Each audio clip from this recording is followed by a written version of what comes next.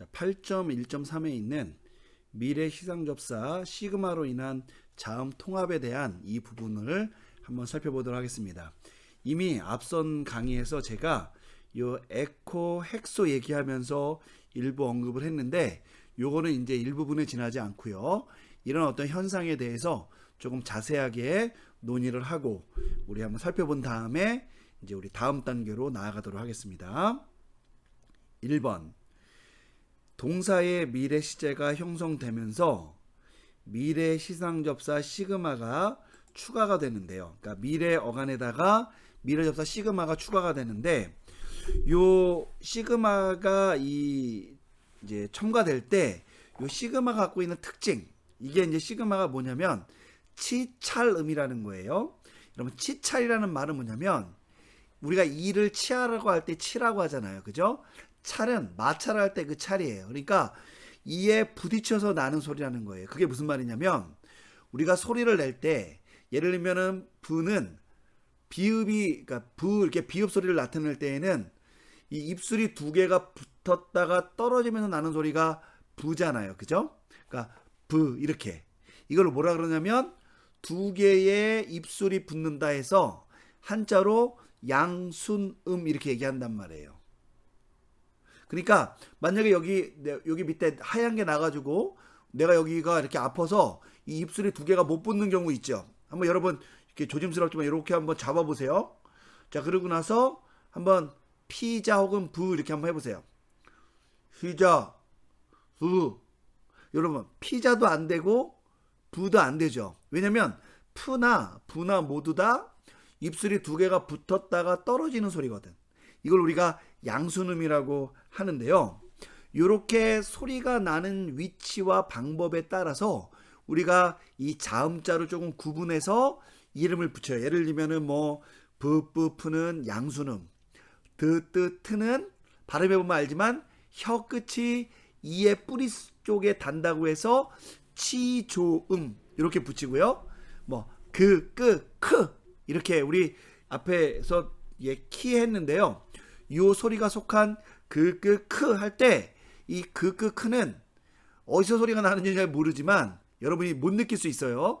부나 트가랑 다르게 어디서 소리가 나냐면 이 목이랑 이 우리 입천장이랑 붙는 그 뒤쪽을 구개라 그러는데, 고기에다가 혀의 뿌리가 이렇게 뒤로 닿아서, 그러니까 이 끝 말고 이 혀의 이 입에 붙어 있는 그 뿌리 쪽이 뒤로 닿으면서 나는 소리가 크예요.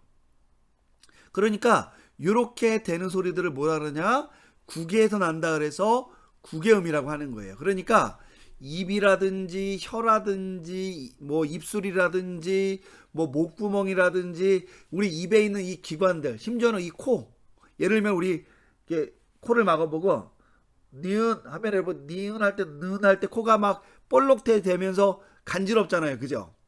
또 미음도 해보세요. 코 막고 미음 미 그죠? 미 할 때도 니은 할 때랑 미음 할 때랑 동일하게 코가 볼록해지면서 코가 간지럽잖아요. 여러분, 얘는 철자가 달라도 둘 다 무슨 소리냐면 코에서 소리가 돈다 해서 이거를 비음, 코비자 써서 비음이라고 불러요. 그럼 우리가 소리를 만들 때, 우리가 자음, 특별히 자음을 만들 때 입술, 뭐 목, 입천장, 혀뿌리, 뭐 혀끝, 코, 이런 것들이 어떻게든 만나고 조합이 돼서 나는 소리들을 우리가 이제 자음자라고 부르는 거예요. 그리고 그 소리 나는 자리를, 자, 뭐 제가 뭐라고 한번 써볼게요. 소리가 난다 그래서 창조할 때 소리할 때 그리고 위치를 점해서 그걸 조음점이라고 불러요. 그러니까 예를 들면 푸의 조음점은 어디냐면 입술 두 개인 거예요. 그러니까 이렇게 우리가 이제 구분을 한다 그러는 거죠. 그래서 푸는 소리가 만들어지는 위치가 입술이니까 양순음, 트는 혀의 이 뿌리 끝이, 이 끝쪽이 이 이의 뿌리 쪽을 다니까 몸통, 그죠? 잇몸을 다니까 치조음, 크는 이 목에 다니까, 이 목구멍 있는데 이 구개 쪽에 다니까 얘를 우리가 구개음, 미음, 니은 따위는 코가 맹맹맹맹 하면서 소리가 나니까 얘는 비음, 이렇게 소리가 된다는 거예요. 근데 이 시그마는 있잖아요. 얘는 치차름이라는 소리에 들어간다는 거야. 그러니까 치찰이라는 그 부분이 치찰이 되는 그 부분이 이 소리의 조음점인데 어떻게 되는 거냐면 여러분 한번 쓰 한번 해보세요. 쓰. 그럼 어떻게 돼요? 우리 입 모양을 한번 볼까요? 쓰. 그죠? 여러분 쓰 할 때 이렇게 하는 사람은 없죠. 대부분 다 쓰 이렇게 하죠. 그럼 어떻게 되냐면 입을 쭉 벌려요. 그 다음에 이가 이렇게 딱 앞니와 아랫니가 윗니와 아랫니의 이 앞 끝부분이 딱 만나죠. 이렇게.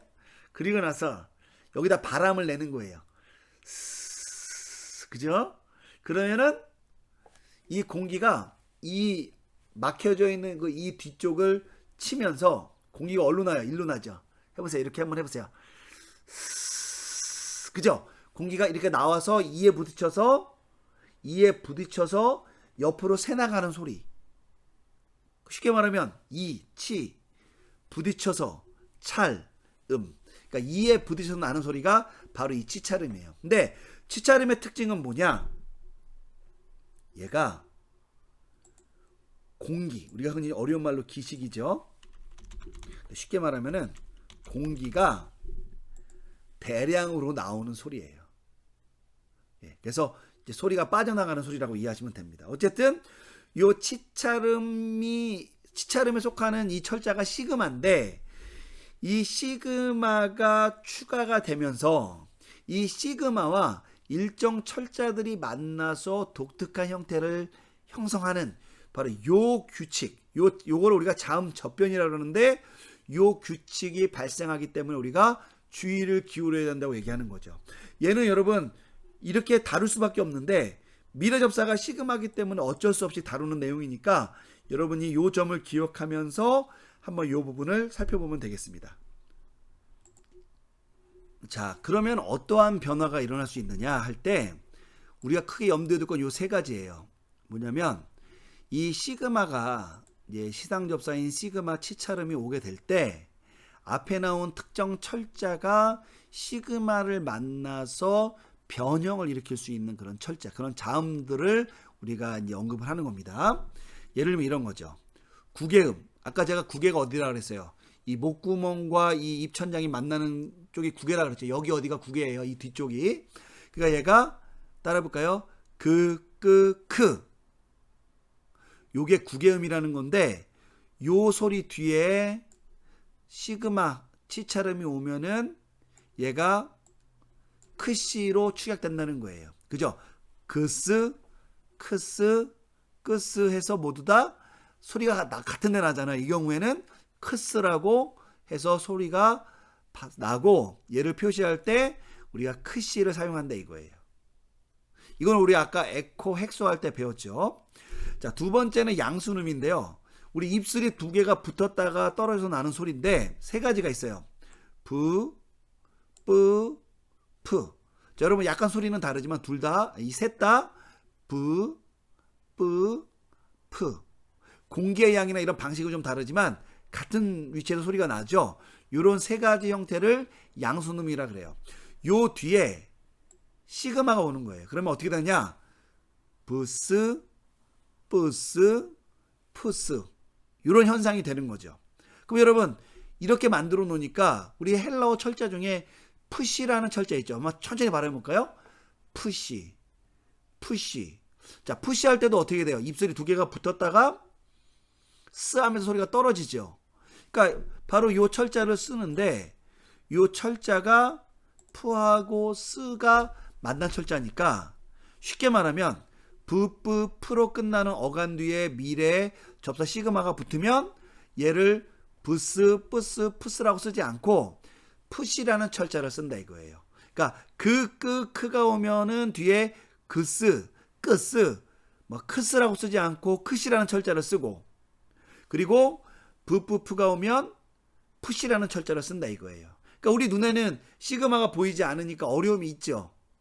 그러나 소리를 내보면 푸스에서 그 구개음 양순음, 그죠? 크스 푸스에서 구개음 양순음 뒤에 시그마가 붙은 형태가 되니까 여러분 이 부분이 우리에게는 이제 눈에는 보이지 않지만 귀에는 이제 시그마가 있는 것으로 분명히 느껴질 수 있는 거죠.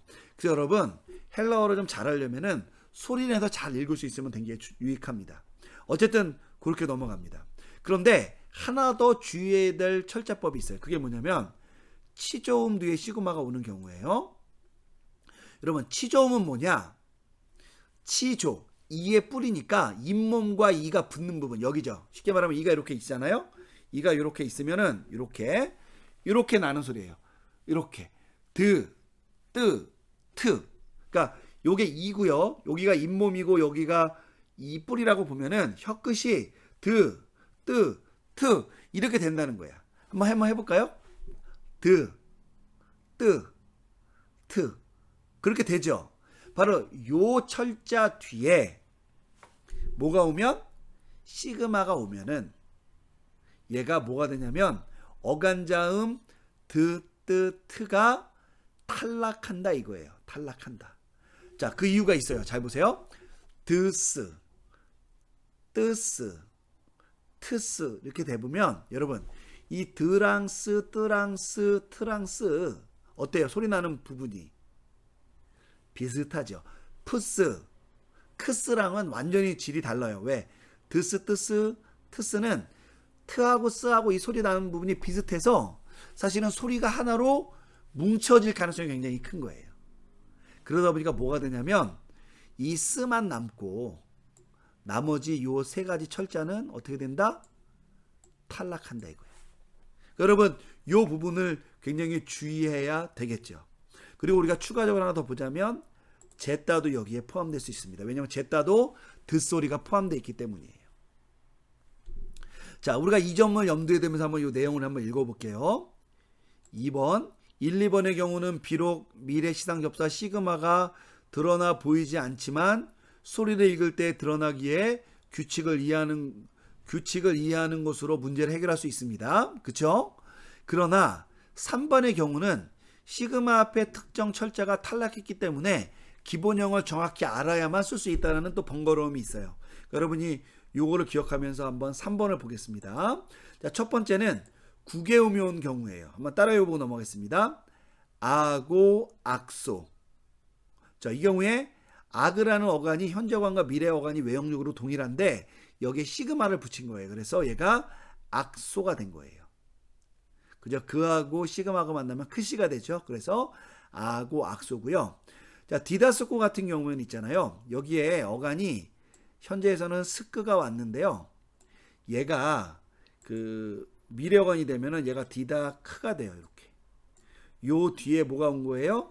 우리 요 시그마가 온 거죠. 그죠? 요 미래 접사 시그마가 와서 크스해서 디닥소 이렇게 된 겁니다. 그러니까 요거는 현재 어간과 미래 어간의 차이가 나서 그런 거니까 여러분이 주의하시면 되겠고요. 양순음이 온 경우 한번 보도록 할게요. 그라포예요. 기록하다, 쓰다 이런 뜻인데 여러분 여기 P가 왔죠. 이 뒤에 시그마가 붙으니까 뭐가 돼요? 자, 얘는 그라포 동사는 현재 형태와 미래 형태의 어간이 외형적으로 동일합니다. 그래서 그라프가 미래 어간인데 시그마가 붙으니까 푸하고 스하고 만나서 푸스. 그래서 뭐가 되냐면 그랍소가 된 거예요. 근데 여러분 얘는 눈으로 보기에는 시그마가 안 보이지만 소리를 내보면 어때요? 시그마가 나와 있죠. 그랍소. 얘가 우리가 미래인 줄 알게 되는 거죠. 자, 밑에 있는 단어 뺨뽀인데요. 얘는 푸가 아니라 뿌가 왔지만 푸나 뿌나 모두 다 뭐예요? 양순음. 그러니까 입술이 두 개 만나는 소리죠. 그래서 같은 소리 나는 데서 만들어졌기 때문에 얘도 뺨소 이렇게 된다는 거예요. 그래서 그라포, 그랍소, 뺨뽀, 뺨소 이렇게 된다고 여러분 기억하시면 되겠고요. 자, 세 번째는 뭐냐면은 이 앞에 나오는 이 치조음 철자들이 탈락하는 경우인데 이런 경우에요. 이런 페이토가 있는데요. 얘가 미래어간도 페이트예요. 근데 미래를 만들려면 접사를 붙여야 되잖아. 그럼 뭐가 돼요? 페이트스오 이렇게 되겠죠. 그런데 테타랑 시그마랑 소리 나는 데가 비슷해서 함께 쓸려 나간다 이거예요. 시그마에. 그럼 뭐가 돼요? 페이소 이렇게 된다는 거예요. 그러니까 이 경우에는 원래 철자 형태가 미래 형태 어간이 원래는 현재 형태와 외형적으로 동일한 것인데 시그마 때문에 철자가 탈락한 형태죠. 그걸 주의하시라는 거죠. LP조 같은 경우 이 제타도 소리가 담겨져 있다 그랬죠. 그래서 미래가 되니까 시그마 앞에서 탈락해서 LP소가 됐다 이렇게 아시면 되는 겁니다. 그래서 이 경우에는 여러분 철자가 탈락하기 때문에 페이토 페이소, LP조 LP소 이렇게 형태를 외워서 쓰는 것이 우리가 조금 이것을 극복하는 좋은 방법이다라고 말씀을 드립니다. 여러분 이 참조해 보면요, 우리 디다스코 같은 경우에 어간이 스끈데 얘가 이제 원 어간이 뭐 예를 들면 디다 키가 오기 때문에 이제 이 뒤에 이제 그 뭐죠, 시그마가 오면 얘가 디닥소 이렇게 된다라는 그 얘기를 하는 거고요.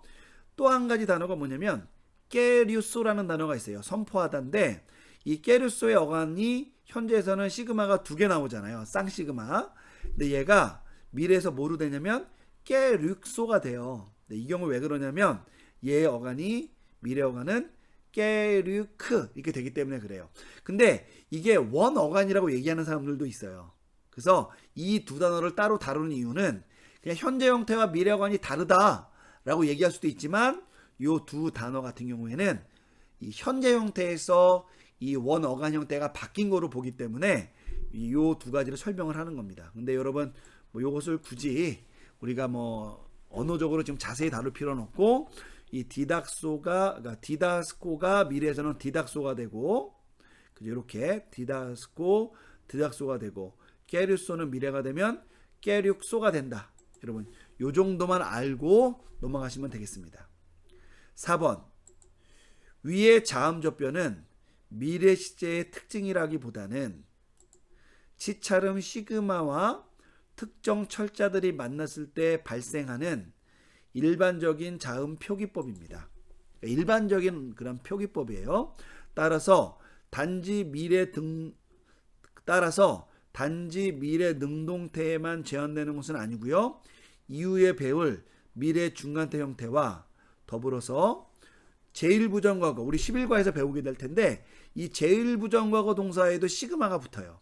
그래서 그 경우, 그리고 우리 아직 안 배웠지만 21과에 가면은 제3고경 명사라는 걸 배워요. 우리가 1고경, 2고경 명사를 배웠는데 또 21과 이후에 가면 이 제3고경 명사를 배우는데 이 경우에도 시그마가 이제 어미에 나와요. 그래서 이 경우에도 이 현상이 적용된다라는 거 여러분이 기억하시면 좋습니다. 그러니까 이거는 시그마가 붙어서 철자가 바뀌는 거는 미래 능동태의 특징이 아니라 자음 철자법이라는 걸 여러분이 기억하시고 적용하시면 되겠습니다.